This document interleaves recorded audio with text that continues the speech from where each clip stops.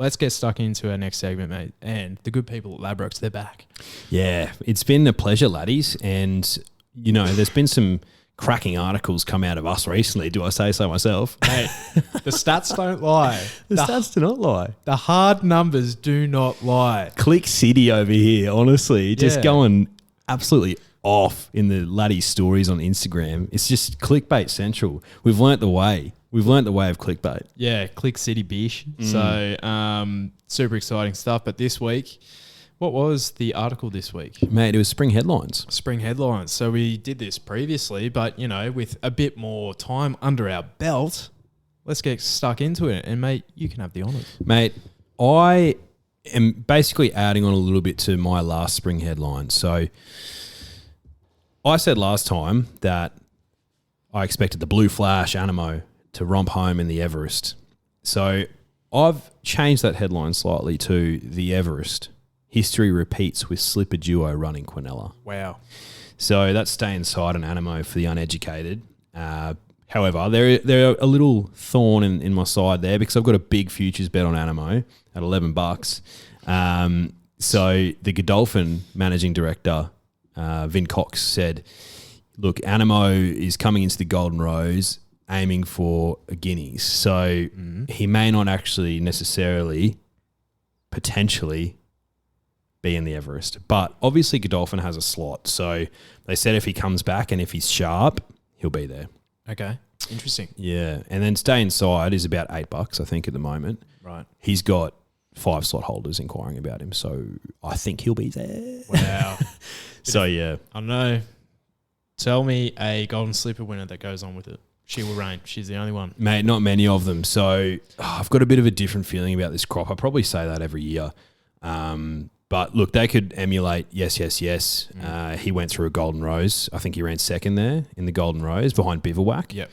And then went on to ran third. There you go. Then he went on to win the Everest, and I think he's just sired his first foal.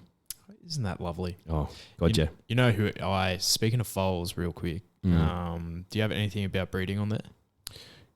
No. Okay, sweet. Awesome. Listen to Arrowfield today. Did ya? Yeah. So Arrowfield, they were talking about my boy, Castelvecchio, just producing absolute specimens. Of course he is, mate. Something with absolutely beautiful sticks. You know, just Big long-legged types. Long-legged types. Big booties. Yeah. I didn't know this. He was the 5th highest rated 3-year-old. Ever? No. He said in the universe. To quote. Yeah.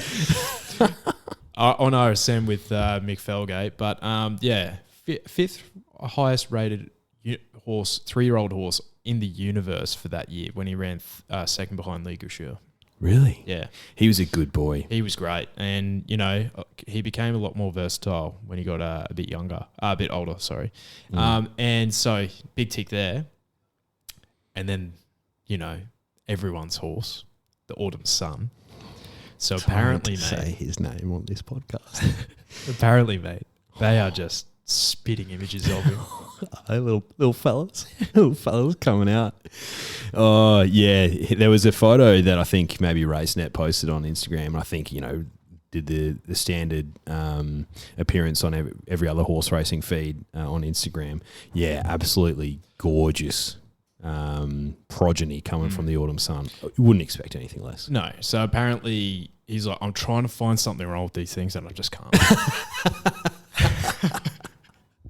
That's a pretty good wrap. So Jeez. Tass and Castelvecchio just putting out absolute specimens. You know, it's going to be like our group in the next 5 years, mate. Just putting out absolute brilliant foals. Anyway, my first spring headline. Gee, we've dribbled on here. My first spring headline.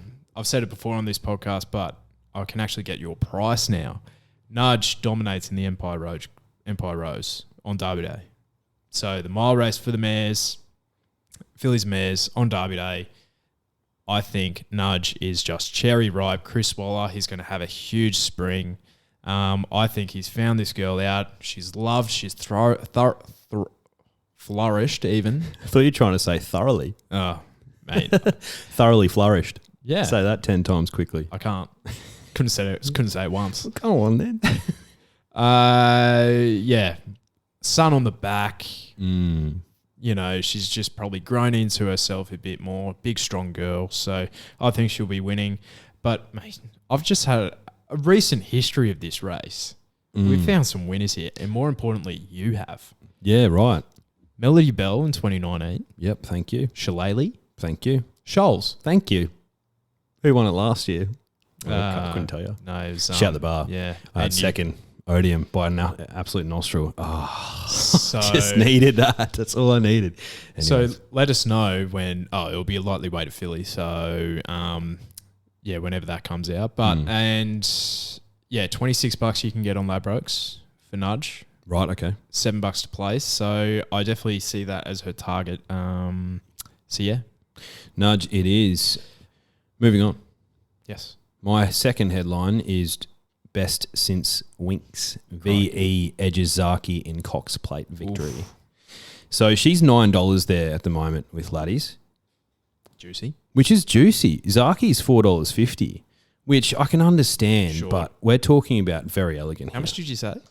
$4.50 for Zaki, $9 for Very Elegant. Surely she goes Cox Plate. She'd be too heavy in a call for Mate, cup now. they're aiming for her for the Cox Plate. I'm putting a bet on that right Yeah, now. $9, stupid price. That's silly. I reckon I'm a little bit nervous about her. Well, we'll talk about it more later. I reckon she'll have more speed in her legs this prep than what she did last spring, because Cox Plate obviously is shorter trip than the Melbourne Cup and the Caulfield Cup. So, yeah, I think she could very well have 10 Group 1s by the time the Cox Plate is finished running. Easily, mate. Easily. Yeah, $9. Wow.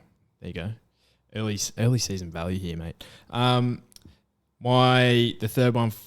The fourth one. Gee, how am I going? Fourth headline. My second one. The forgotten one returns. Now, where have you all been? And do you remember a horse by the name of Il Paradiso? Do you know who does? You. This bloke sitting right across from you. Oh, he should have won that Melbourne Cup. He should have, but Val and Declare did win it. Yeah, where's he been? He'd be like 5 or 6 now, wouldn't he? He's been injured. Ah. So he's nearly had 2 years off of the game. So he's back. He's been trialing. Pretty average, to be honest. But what I'm thinking is that he's under the tutelage of Chris Waller. The magician. You wouldn't want anyone else. No, you wouldn't. And I think if he's right, and apparently he could be more of a Caulfield Cup horse this prep rather than a Melbourne Cup. Okay. But if he's right, and if the internationals don't come here, he could be quite a nice play. He's got a hell of a horse in his stables. Chris Waller there with Il Paradiso. Look, if Very Elegant's aiming for the Cox Plate, Il Paradiso aiming for the Caulfield Cup, there's another horse that he has that's aiming for the Melbourne Cup. He could take out all three. And that's my third headline. Cup double.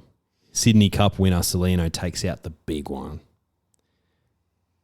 Mate. I don't know. Mate. Oh, look, I've got some personal attachment to this horse through an association with it. Not by ownership. I don't own it. No. But my boss owns it. So shout out Craig. Celino at the moment, you can boost it to about 34s. Okay. Maybe 31s at the moment. So mate, something with a 3 in front of it. triple your money? No. Times your money by 30.